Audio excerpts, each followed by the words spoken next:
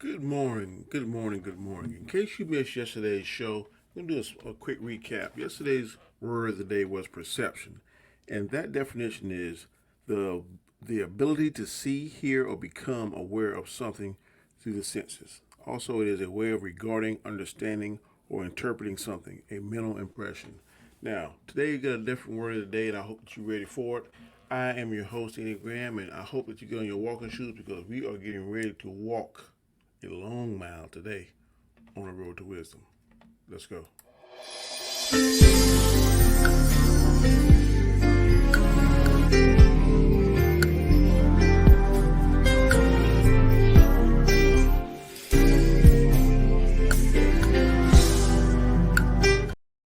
Good morning, good morning. It is August the 25th, a beautiful Friday morning here in the state of South Carolina, and I am your host, Danny Graham, and I am here with another word of the day. And welcome to the show, The Road to Wisdom. Now, yesterday, like I told you, we did perception. Today, the word of the day is, as you can see, is right here. Is boom, scruples. Scruples. I forgot who asked me to do this word. God, it was somebody a few weeks ago. But hey, it's that time, and I'm gonna dive right in like and do what I usually do. The definition of scruples is, well, I'm gonna give you two. Today's term and then a biblical term. Definition, I mean. Um, Scruples, a feeling of doubt or hesitation with regard to the morality or propriety of a course of action. Say it one more time. Scruples. The definition is a feeling of doubt or hesitation with regard to the morality or propriety of a course of action. In biblical terms, it is having a conscience, has to do with one's ethics and morality. I'll say that one more time. The biblical term for scruples definition is having a conscience, has to do with one's ethics and morality.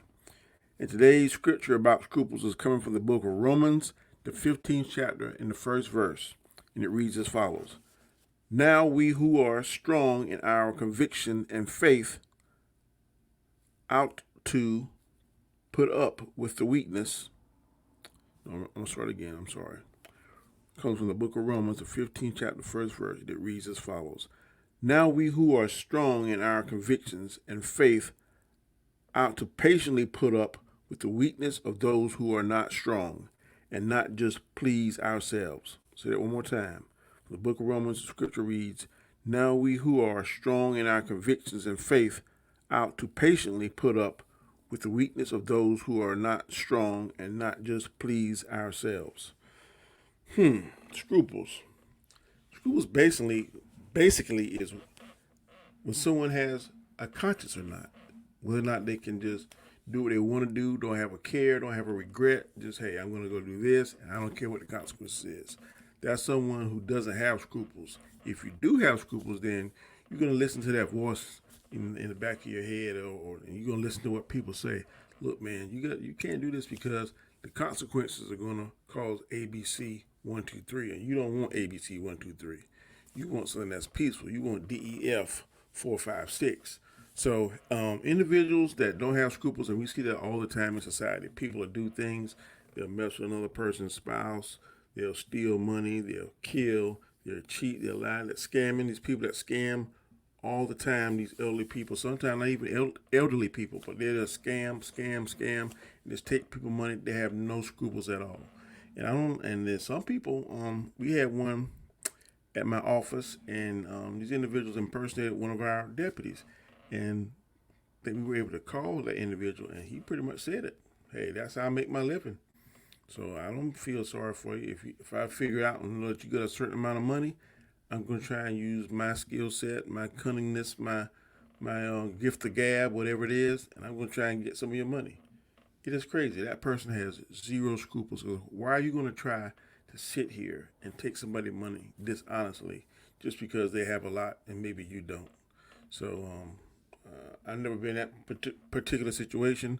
I've never been where I don't have food to eat, or I don't have a place to stay, or I'm homeless, whatever the case may be. I don't know what his particular set of circumstances are in life, but whatever it is, It has to be a better way. If he has that kind of skill set and personality and the gift of gab to do that, he should use those gifts for good and not bad and not taking advantage of people. But there are people out there, like I said, don't have the first conscience, don't have a first bit of scruples. They don't care, and they kind of braggadocious about it. That's what's crazy. Have no regret. Say, okay, it is what it is, and just crazy. I don't understand it.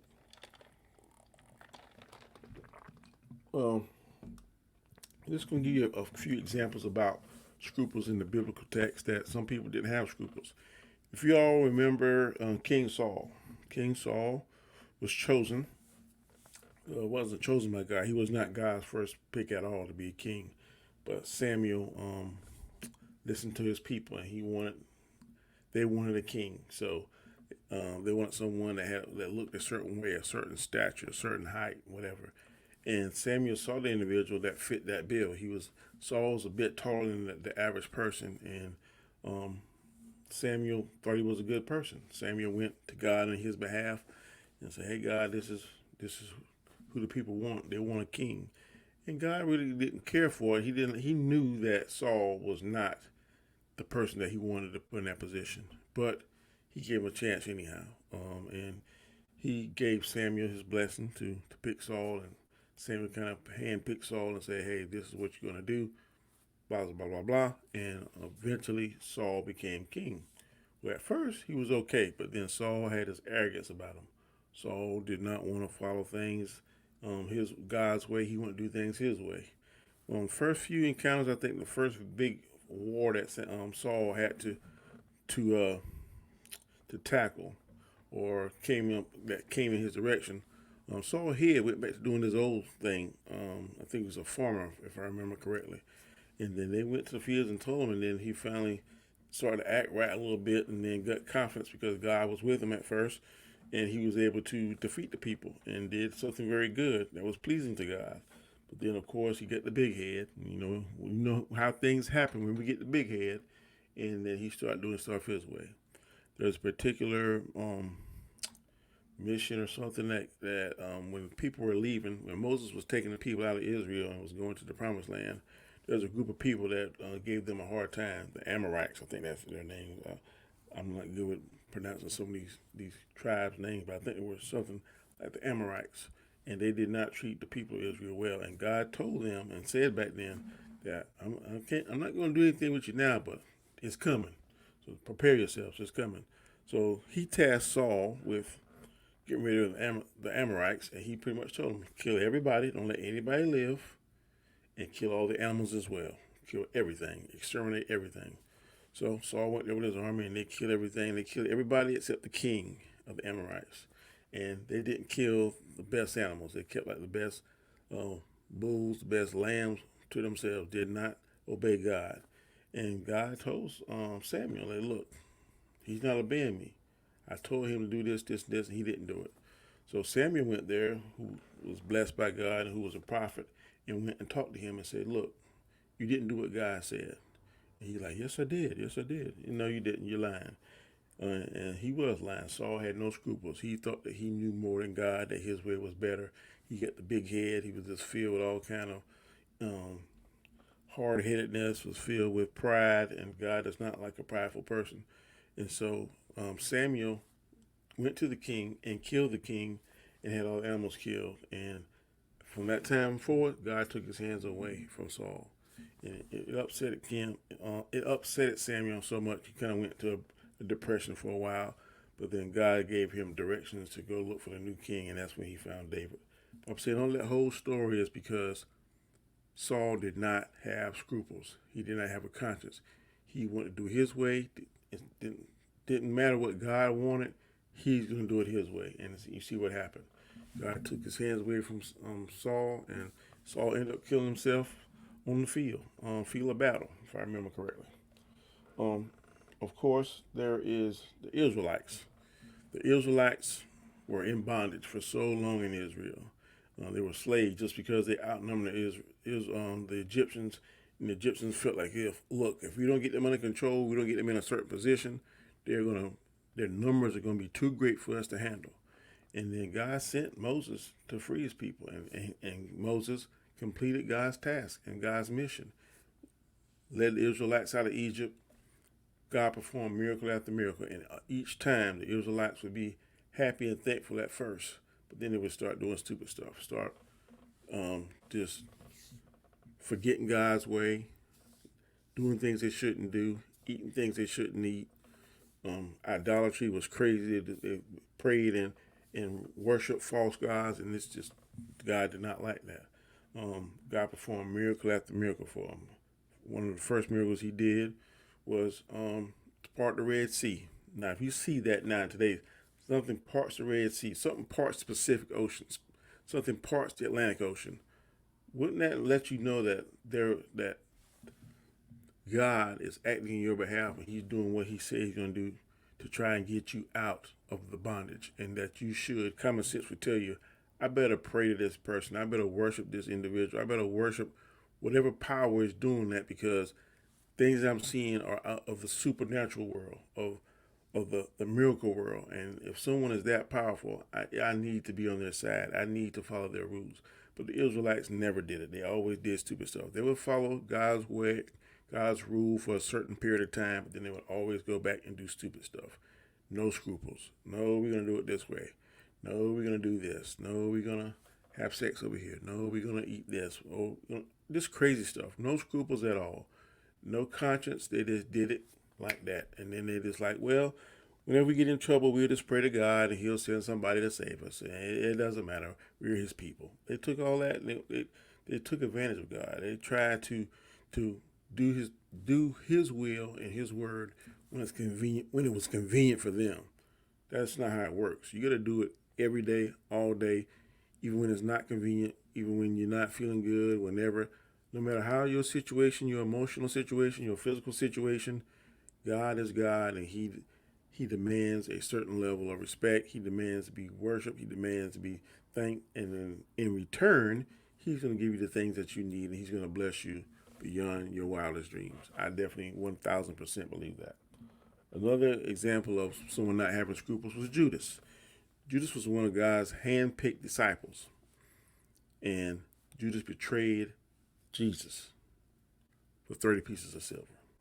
Now, I don't know what that would equate to now in today's time, but let's just say $1 million. Let's just say, throw that number out, $1 million. Are you going to betray the Messiah, the person that you live with, that you travel with, that you saw perform miracle after miracle after miracle? You saw Him raise somebody from the dead, Lazarus from the dead.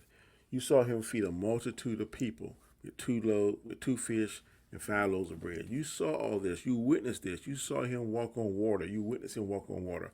All the miracles that Jesus did, all the healings that He did, and you're going to betray Him for 30 pieces of silver. No scruples at all. No conscience.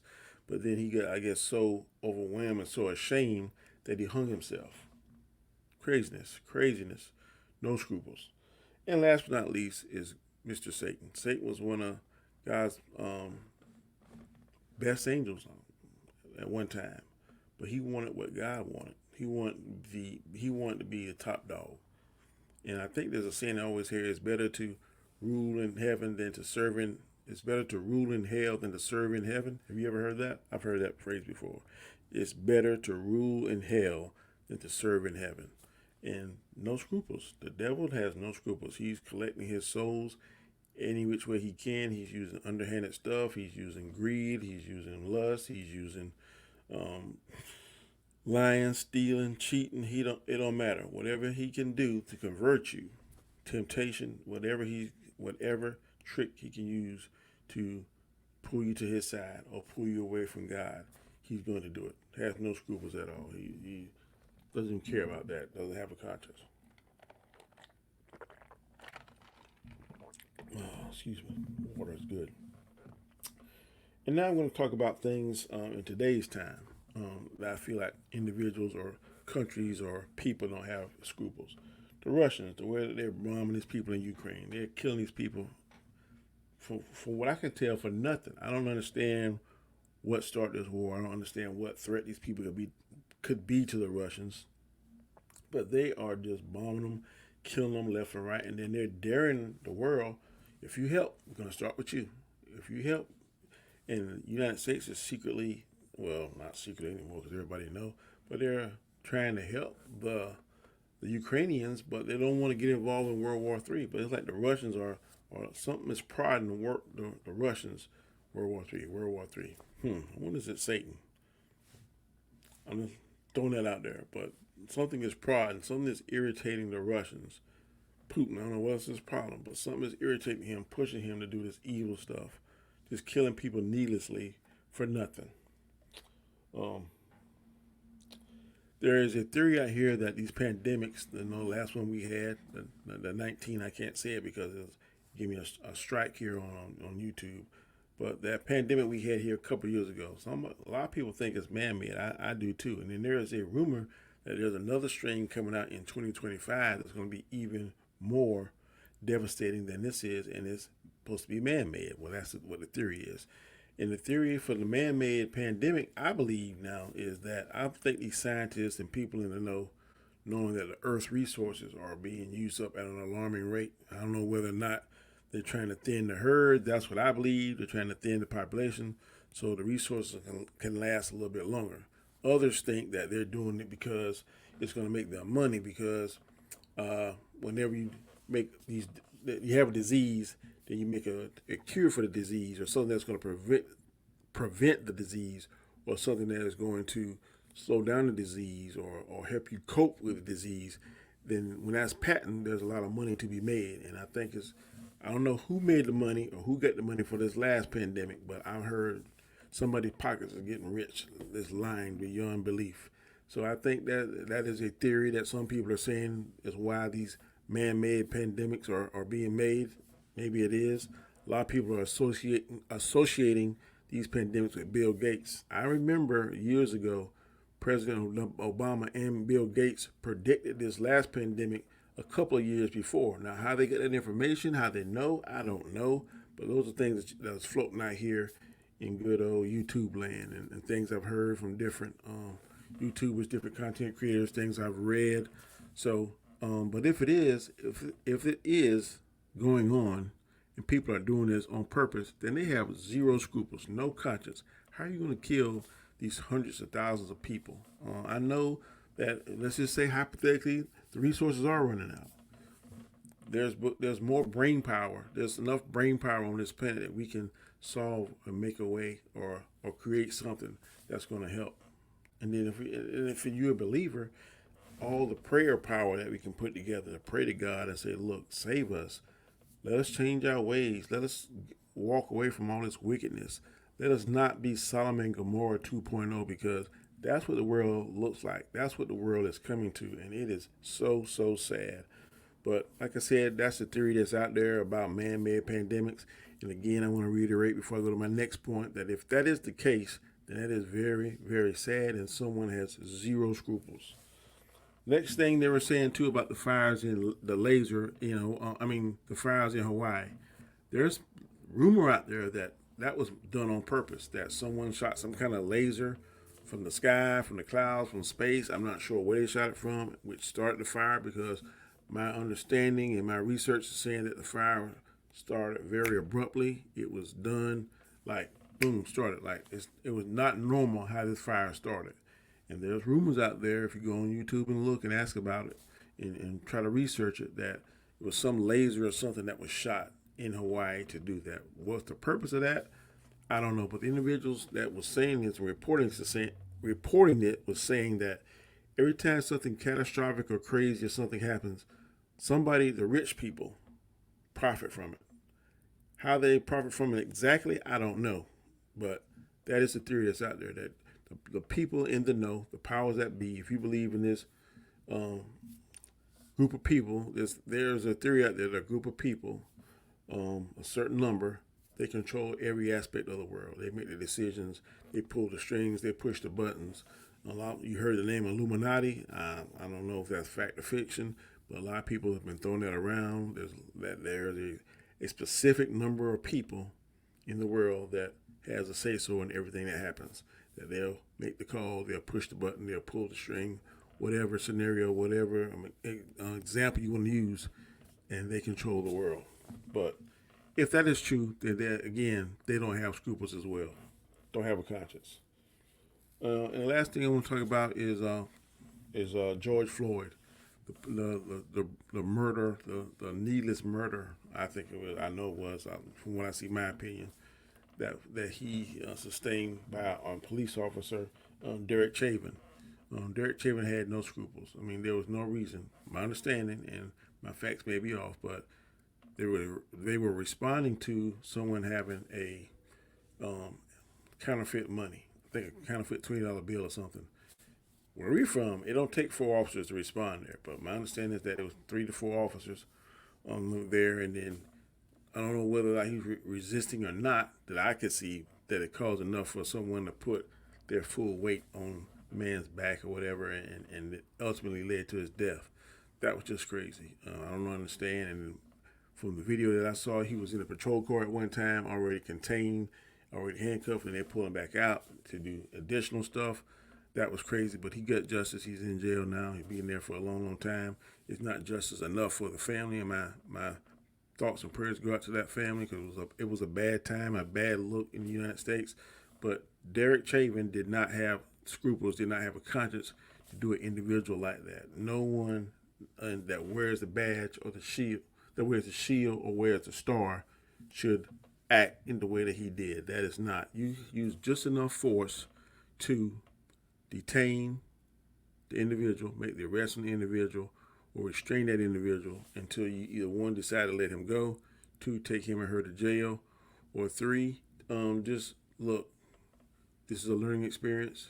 I'm going to let you go this time, but don't do this again. I was just in a recent experience, and an individual, it took several officers to restrain him, detain him, and then eventually we arrest him and put him in jail.